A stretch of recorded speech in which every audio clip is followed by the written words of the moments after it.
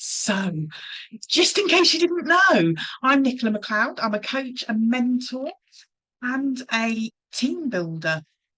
And I just love to support people to reach their full potential. I've got 25 years experience as a senior executive in the corporate world, as well as a self-employed entrepreneur. And tonight we're going to be looking at the art of networking. As networking is all about making connections, I wanted to try and make this as interactive as possible. So please type in the chat box or add a comment if you're listening back. I really want to connect with you this evening. So in this session, we're going to be covering off three different areas. First of all, getting in the right mindset for networking. Secondly, how to strategically network. And by that, I mean who, where, and how. And then follow-up formula for lasting relationships.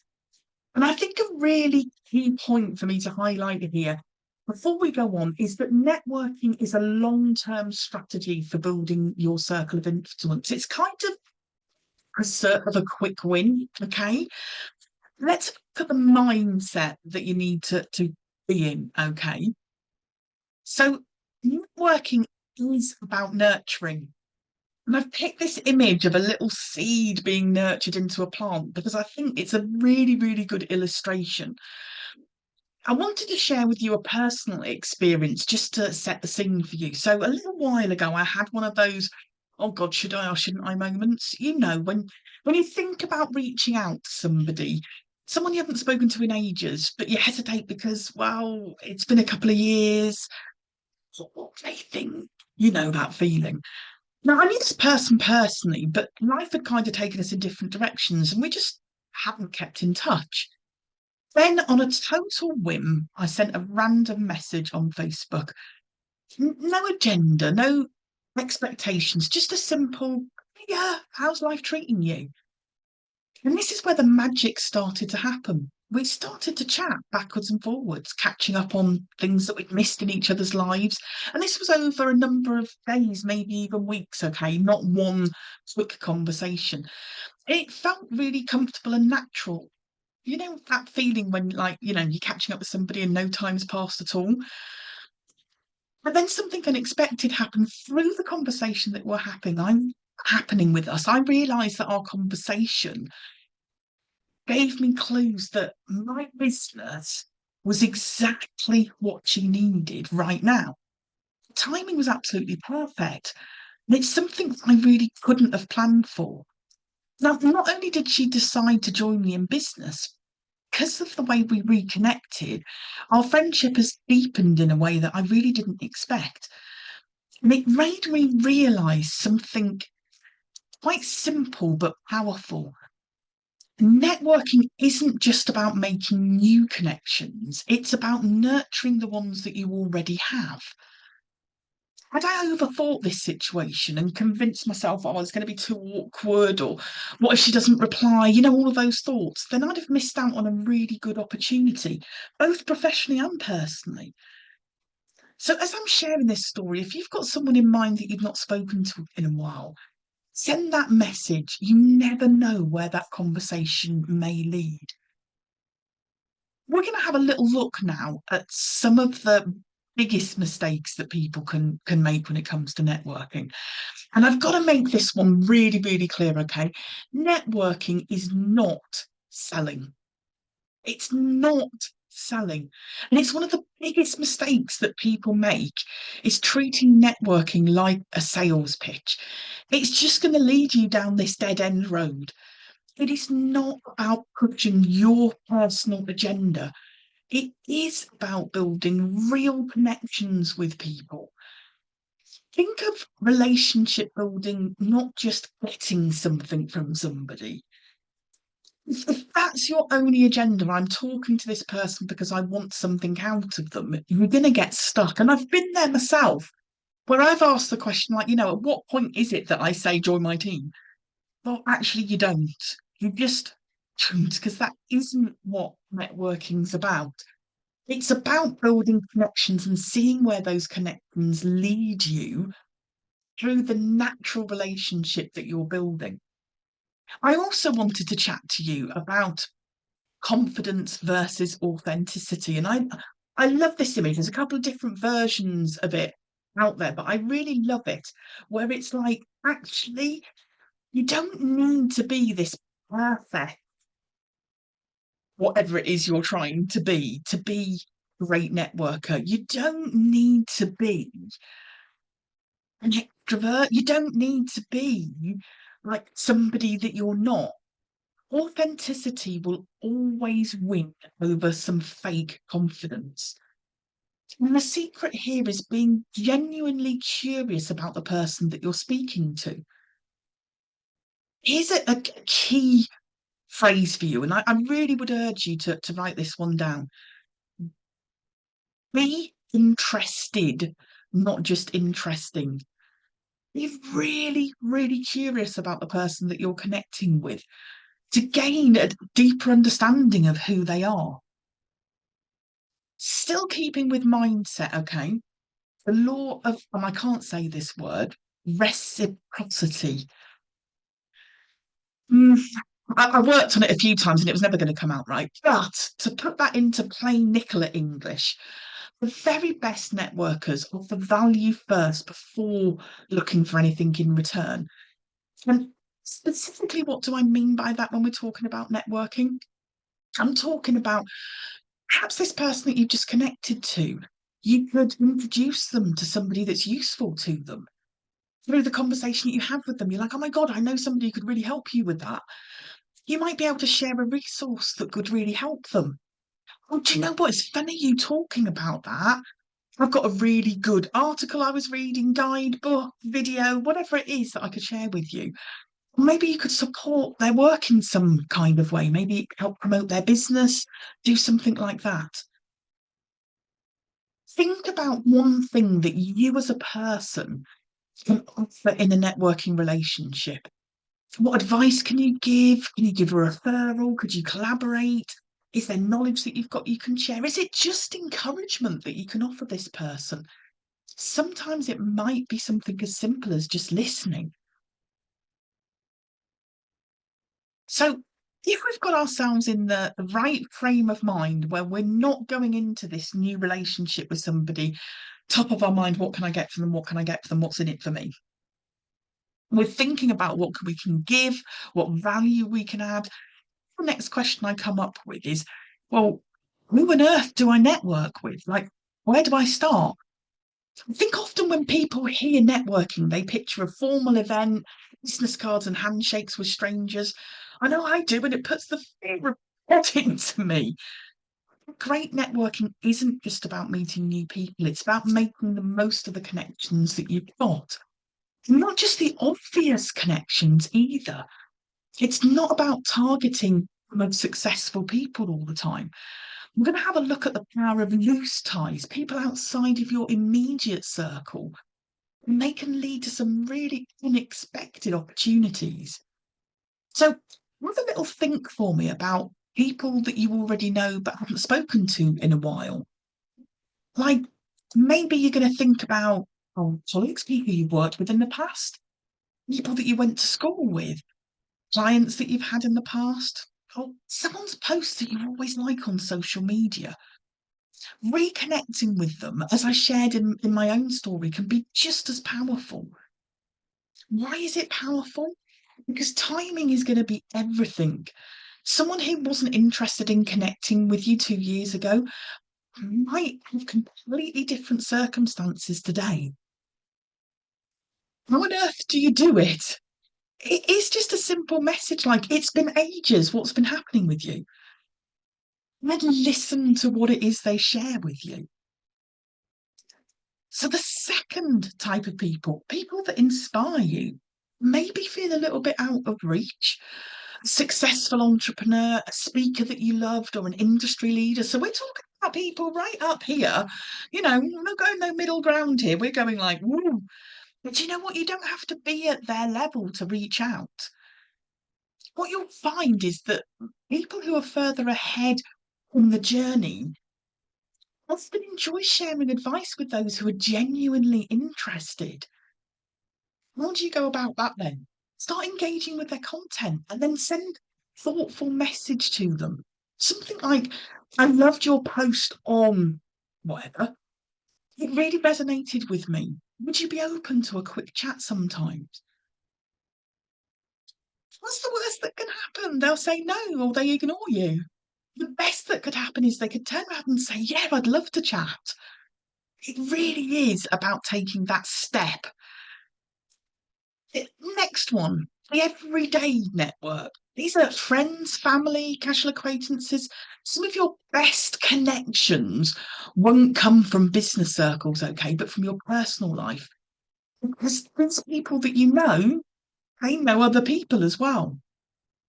Someone in your circle already knows the person that you need to meet. They just don't know that you're looking. So try talking to people that you know. I'm looking to connect with people in whatever, insert an interest, an industry, whatever it is. Do you know anyone that I could talk to? You will be surprised at what comes back. The next one, the unexpected connectors, right? These are people from outside of your industry, if we say that, people who are outside of the things that immediately interest you. They have access to completely different networks that you do, which is a fresh opportunity that you'd never even come across on your own. How are you going to do this? You're just going to go into this curious mode, okay? Ask your hairdresser, a personal trainer, or even like the lady in the coffee shop if they've met any interesting people lately. It's hard. People love to share. You just need to be the one that's asking the right question. Here's another one. The people that you can help. We've already sort of alluded to the fact that networking is a two-way street, and the fastest way to build strong relationships is by offering value first. Why? Well, because when you connect with people, support their work, or share some helpful advice, you become memorable and valuable in their eyes. Try asking people, is there anything that I can do to support you? Oh, I know somebody who could really help you. Would you like me to introduce them? Your best connections are probably closer than you think. Networking really isn't about being pushy. It's about being genuinely interested in other people, whether it's an old friend, a new mentor, or someone outside of your usual circles. It's about starting that conversation. Because do you know what? The very best networking opportunities, they probably start where you very least expect them to. So let's have a look at where to network. So I've just split this into two broad categories, okay? Offline, I call it the real world, and online, the not so real world. So thinking about offline, there are loads of local business meetups that you could attend if you wanted to. You just need to do a quick Google search in your local area and you'll be surprised at what comes up. There's also an opportunity to go to different events, whether it's meet and greet event, whether it's a trade show. They're great places for meeting people. And also think about social gatherings, because this isn't just business, remember. We're not going in there to see who we can recruit, who we can sign up, who we can sell to. Think about social gatherings and how you can practice some of the things that we've spoken about in those different social gatherings. Do you know what? Online is just as easy. You've got great platforms like LinkedIn, Facebook groups. There's virtual events that happen all the time. And if you've not started creating your own content already, do. I don't want anybody thinking, oh, I've got nothing to share, I've got nothing to add value, because everybody has something to add value with. Genuinely network, you are going to need to put some effort in. So if you're looking at some of these things that I'm suggesting of what you go to do, and like me, it puts the fear of God in you, and you're going to have to just take a deep breath, put those big girl pants on and give it a go. It is a reality that you're going to have to put this effort in. So we have talked about giving more than you receive. It's part of it, but it's also about you making genuine and conscious effort to widen the circle of people that you know. So let's say that you've plucked up the courage to give it a go. How on earth do you start a conversation? What do you say? I think that's the thing that most people, what would I say? I wouldn't know where to start. So I've put together just a couple of things that you can say. It's a great one. She's here today. People love talking about themselves. What brings you here today? What made you come today? Find out what their motivation is. How did you get started in your business is another great one. It'll be a fascinating story because each and every person you meet is going to have a different one. What's the best thing that's happened in your work recently? So there's three really good conversation starters that you can reword into your own words, make it feel a little bit more comfortable, but it's natural. For God's sake, don't learn a script like a parrot. It will come out really badly. You know, if you don't feel like you would say, how did you get started in your business? Find words that you would say and just make it your own. It will work so much better. When you've asked this question, okay, we're going to focus on the 80-20 rule. 80-20 rule is really simple. You're going to spend 80% of your time listening and 20% of your time talking. And the listening bit is, I probably need to do a whole session on listening. Listening isn't, and I'm guilty of this, I think we all are, right? Listening isn't, I'm not going to talk. I'm going to think about what I'm going to say next while your lips are moving. That isn't listening, okay? Listening is you not thinking about anything other than the words that are coming out of that person's mouth. And being really interested in what they've got to say. So think on conversations that you're having with people. Where's that balance? Is it 20% listening to them and 80% you talking? Is it 50-50? Or have you got balance really well? Is it 80-20? The other thing that might help you in this starting of a conversation, instead of thinking, what can I say? Right? We want to turn that into, what can I learn? Because if you're thinking, what can I learn? You're going to find it easier to listen to that person instead of thinking about what it is that you're going to say. Now, our last section, before I go into it, remember in this starting conversations, you're looking to find some common ground, like personal interests that you share, common connections, shared experiences. And this is why it's really important to listen, because you're not going to find that common ground if you're busy thinking about your next thing. Never a truer phrase ever. The fortune is in the follow-up. Most networking efforts fail because people don't follow up. Have a simple system, right? Doesn't matter what it is. It could be a Google document, it could be a Word document, it could be a keynote, it can be a notebook, it can be anything you like.